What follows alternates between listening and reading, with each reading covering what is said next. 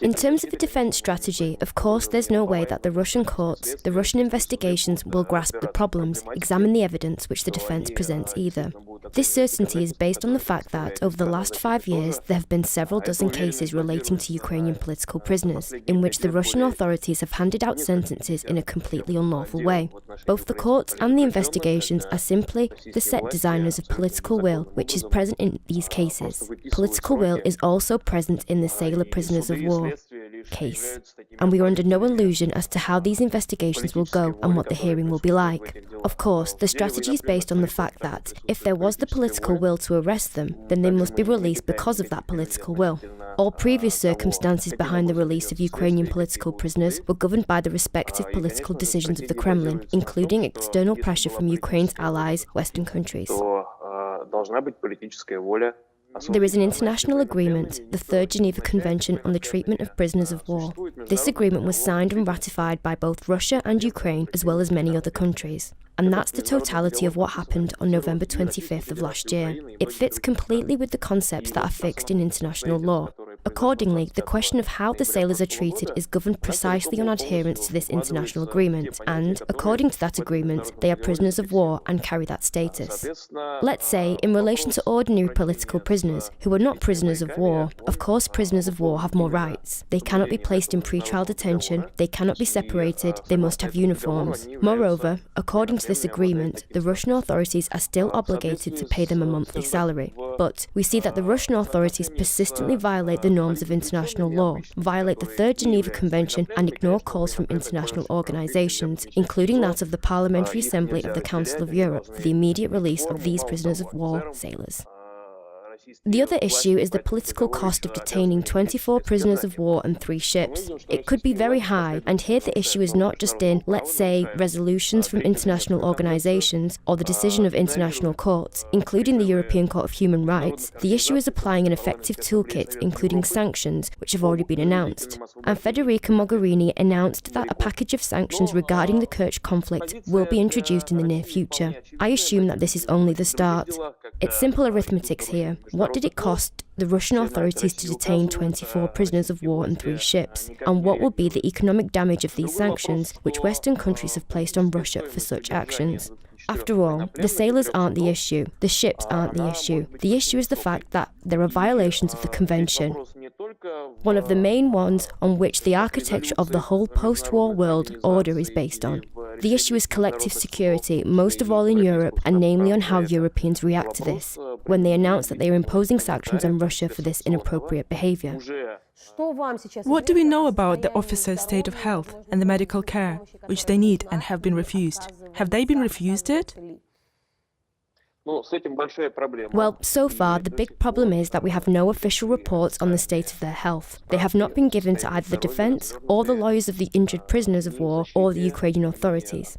We have been provided with some excerpts and reports from the pre-trial detention center which state that they are almost completely healthy, thanks to strong pressure from the public and in connection with our request for the injured to be hospitalized, as they were promised examinations. But one of the wounded, Nikolai Hrytsenko, who managed to get a medical examination before the hearing, told his lawyer what happened. He was taken from the detention center to the Pirogov City Hospital No. 1 in Moscow. Over the course of 2 to 3 hours, he underwent some medical procedures. They used medical equipment on him. Although he was not told what was being done to him, he did not give informed consent for these or any procedures to be conducted on him.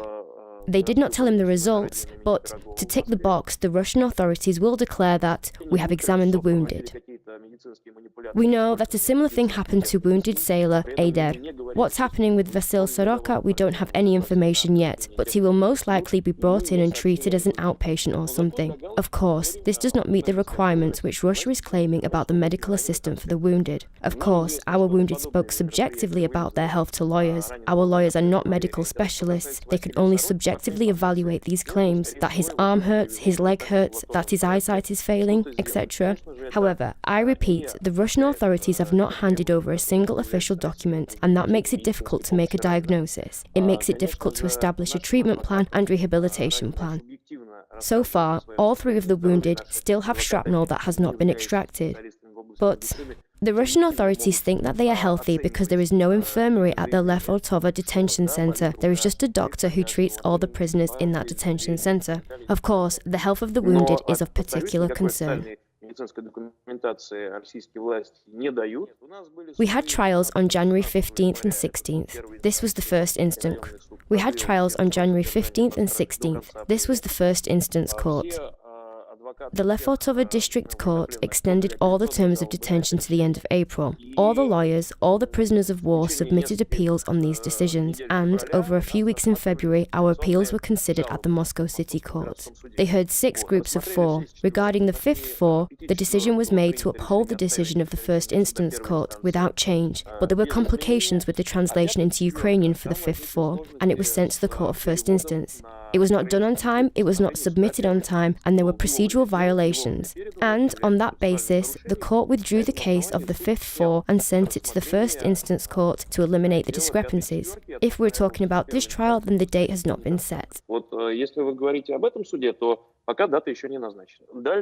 Further investigations have taken place in February, parallel to the hearings. The prisoners of war have been questioned. The investigation is going to conduct a forensic examination on them, although there are no provisions for this in the Geneva Convention. We will be objecting to that.